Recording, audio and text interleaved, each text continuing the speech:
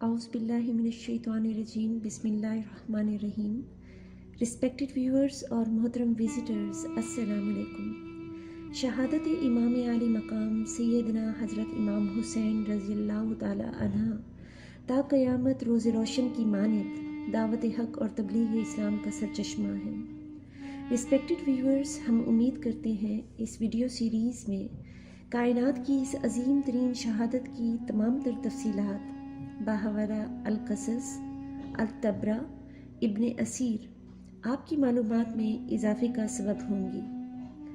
Respected viewers, part 2 में Yazid की तख्त नशीनी, मदीने के गवर्नर वलीद बिन अक़बा को यजीद के हुक्मनामा और हज़रत इमाम हुसैन रज़ियल्लाहु ताला अन्हा के रद्द अमल के बारे में आपने सुना।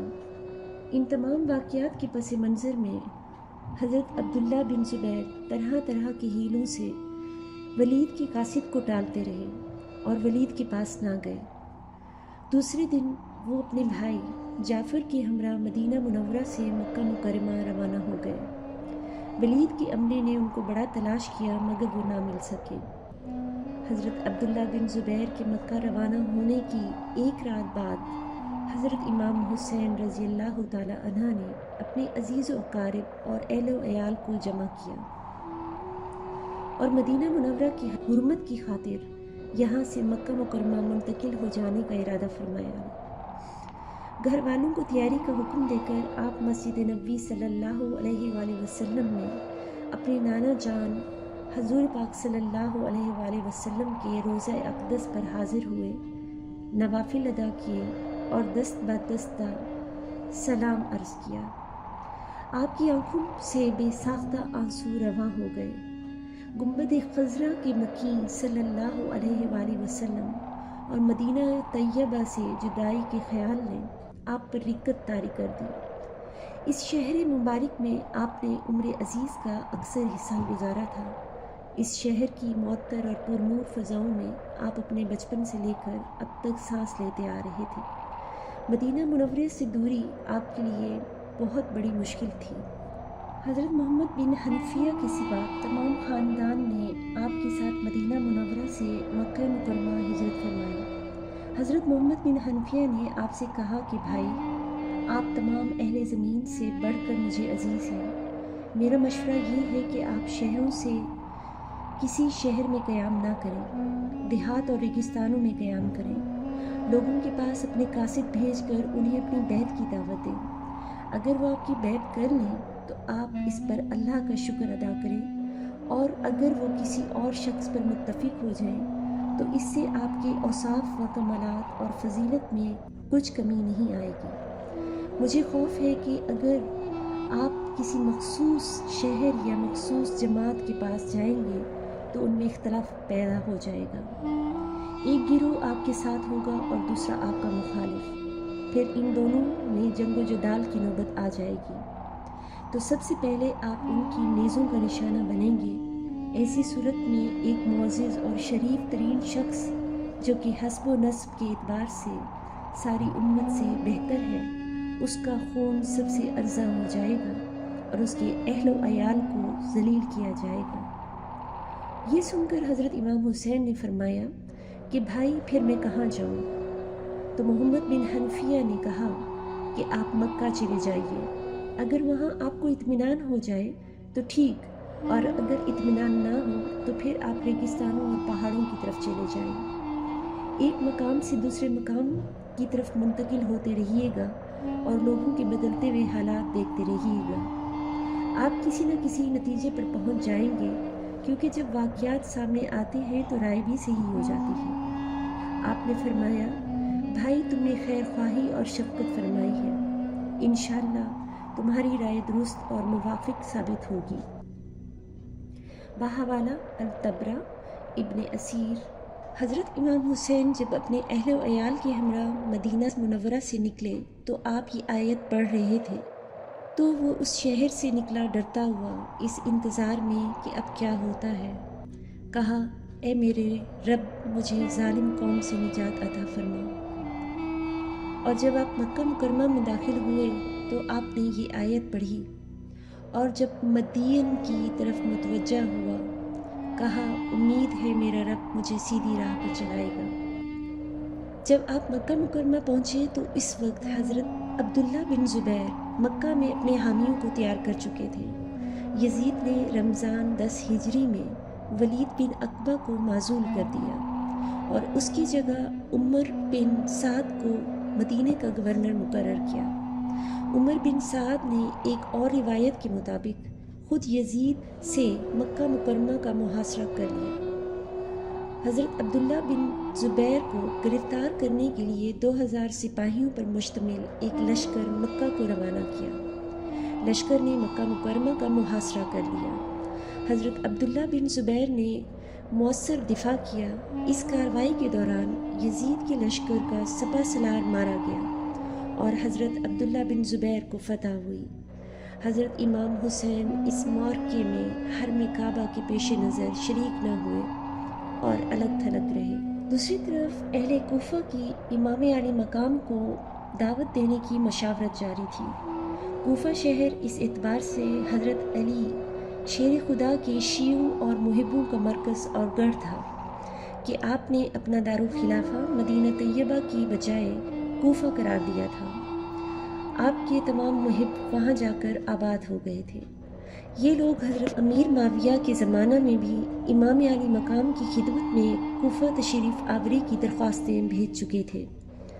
اب جب انہیں یہ پتہ چلا کہ امام حسین رضی اللہ تعالی عنہ، حضرت عبداللہ بن زبیر رضی اللہ تعالی عنہ اور حضرت عبداللہ بن عمر رضی اللہ تعالی عنہ نے یزید کی بیعت سے انکار کر دیا ہے، اور یہ بھی علم ہوا کہ مکہ کا پہلا معرکہ حضرت عبداللہ بن زبیر نے سر کر لیا ہے، جس میں یزیدی لشکر کو ناکامی کا منہ دیکھنا پڑا ہے، تو اس سے کوفہ کے شیعان علی کے حوصلے بلند ہو گئے۔ انہوں نے ایک شخص سلیمان بن سرد الخزانی کو اپنا لیڈر تسلیم کیا اور اس کے گھر پر ایک مجلس مشاورت طلب کی۔ تمام شیعہ سلمان بن سرد کے گھر جمع ہوئے اور معاویہ کے مرنے کا ذکر کر کے سب نے اللہ کا شکر ادا کیا، اور پھر سلیمان بن سرد نے سب سے کہا کہ معاویہ ہلاک ہو گیا ہے اور امام حسین نے یزید کی بیعت سے انکار کر دیا ہے اور مکہ چلے گئے ہیں۔ تم لوگ ان کے اور ان کے باپ کے شیعہ ہو، بس تم خوب جان لو کہ اگر تم ان کے مددگار بن سکتے ہو اور دشمنوں سے جہاد کر سکتے ہو تو ان کو لکھو، اور اگر تمہیں اپنی کمزوری و بزدلی کا اندیشہ ہے تو ان کو دھوکہ نہ دو۔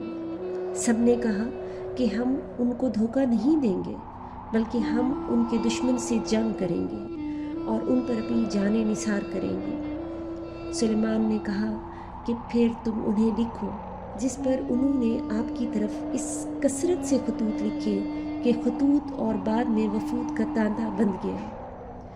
التبرہ خطوط عموماً اس مضمون کے ہوتے تھے کہ آپ جلد از جلد کوفہ تشریف لائیں، مسند خلافت آپ کے لیے خالی پڑی ہے، مومنین شیعوں کے اموال اور گردنیں آپ کے لیے حاضر ہیں، سب کے سب آپ کی آمد کے منتظر اور دید کے مشتاق ہیں، آپ کے سوا ہمارا کوئی پیشوا اور امام نہیں، آپ کی مدد کے لیے لشکر موجود ہے۔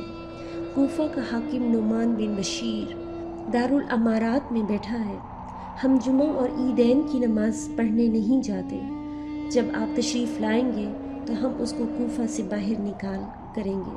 رسپیکٹڈ ویورز، اس پر حضرت امام حسین نے اپنا فیصلہ جاری فرمایا۔ حضرت امام رضی اللہ تعالی عنہ کے پاس جب یہ خطوط پہنچے تو آپ کی ہمت اور شجاعت دینی جوش میں آ گئی۔ آپ نے امر بالمعروف و نہی عن المنکر کے لیے علم جہاد بلند کرنا اپنا فرض سمجھ لیا۔ اس پر حضرت عبداللہ بن عباس، آپ کے دیگر عزیز و اقربا اور کئی جلیل القدر صحابہ اور تائبین نے آپ کی خدمت میں درخواست کی کہ حضرت آپ کوفہ تشریف نہ لے جائیے، کوفہ کے لوگ بے وفا ہیں، جفاکار ہیں، اور فرمایا کہ اب مجھ پر امر بالمعروف و نہی عن المنکر اور دعوت حق کی خاطر جہاد کرنا فرض ہو چکا ہے۔ وہ لوگ بے وفا یا وفادار ہوں، مجھے اس سے کوئی سروکار نہیں۔ میں قیامت کے دن اللہ کی بارگاہ میں پیشی کے وقت اس سوال سے ڈرتا ہوں کہ مجھے دعوت حق ایسے وقت میں دی گئی تھی جب ظلم و بربریت کا بازار گرم تھا، اور سنت نبوی صلی اللہ علیہ وآلہ وسلم کے خلاف سرکشی ہو رہی تھی۔ دین اسلام میں بدعات و خرافات کو رواج دیا جا رہا تھا، لوگوں کے حقوق سلب ہو رہے تھے، آزادیاں چھینی جا رہی تھیں، اسلامی شعار نشانہ تضحیک بن رہے تھے، اسلامی حکومت و قانون کا تصور مذاق بن کر رہ گیا تھا۔ حسین، اس وقت تو نے اس بغاوت کے خلاف جہاد کا علم بلند کیوں نہ کیا؟ پھر یہ بھی بتاؤ کہ اس وقت میں کیا جواب دوں گا؟ جب کوفیوں نے قیامت کے روز بارگاہ الہی میں کہا کہ ہم نے تو بہت کوشش کی تھی مگر امام بیعت کے لیے راضی نہ ہوئے تھے، لہٰذا ہمیں یزید کی ظلم و تشدد سے مجبور ہو کر اس کے حق میں بیعت کرنا پڑی۔ اگر امام ہاتھ بڑھاتے تو ہم اپنی جانیں فدا کرنے کے لیے تیار تھے۔ بہرحال یہ مسئلہ ایسا تھا کہ جس کا حل سوائے اس کے کچھ اور نہ تھا کہ حضرت امام حسین رضی اللہ تعالی عنہ کوفیوں کی دعوت پر لبیک فرمائیں، باوجود یہ کہ جلیل القدر صحابہ آپ کی اس رائے سے متفق نہ تھے، اور امام کی محبت اور شہادت امام حسین کی شہرت ان سب کے دلوں میں اختلاج پیدا کر رہی تھی، اور امام صاحب کو بھی جلیل القدر صحابہ کے شدید اصرار کا لحاظ بھی تھا، مگر اہل کوفہ کی درخواست کو رد فرمانے کے لیے کوئی شرعی عذر نہ تھا۔ چنانچہ امام عالی مقام نے سوچا کہ پہلے حضرت مسلم بن عقیل کو کوفہ کے سفارت کے خیال سے بھیجا جائے۔ اگر کوفیوں نے بد عہدی اور بے وفائی کی تو عذر شرعی مل جائے گا، اگر وہ اپنے عہد پر قائم رہے تو صحابہ کو تسلی دی جا سکے گی۔ چنانچہ آپ نے حضرت مسلم بن عقیل کو کوفہ سفارت کے خیال سے بھیجا اور فرمایا کہ اے میرے بھائی مسلم، کوفہ جا کر حالات کا جائزہ لیجئے اور وہاں کے حالات کا جائزہ لے کر مجھ کو خط لکھیے اور مشورہ دیجئے کہ آیا میرا وہاں جانا مناسب ہے یا نہیں، کیا لوگ یزید کی بیعت توڑنے اور میری بیعت کرنے کے لیے تیار ہیں؟ آپ نے حضرت مسلم بن عقیل کو کوفیوں کے خطوط کا جواب لکھ کر بھی دیا، جس کا حوالہ متن کچھ یوں ہے کہ جو کچھ تم نے مجھ سے بیان کیا ہے وہ تمام میں نے جان لیا ہے۔ میں نے تمہارے پاس اہل بیت میں سے اپنے قابل اعتماد چچا زاد بھائی مسلم بن عقیل کو بھیجا ہے اور انہیں کہا ہے کہ وہ تمہارے حال کے بارے میں مجھے لکھیں کہ جو کچھ تم نے مجھے لکھا ہے وہ عقل مند اور بزرگان قوم کے مشورے سے لکھا ہے، تو میں انشاءاللہ بہت جلد تمہارے پاس آ جاؤں گا، اور میں اپنی جان کی قسم کھاتا ہوں کہ امام وہی ہے کہ جو کہ کتاب اللہ پر عمل کرنے والا ہو۔ والسلام۔ ابن اسیر، چیپٹر 2، پیج نمبر 47۔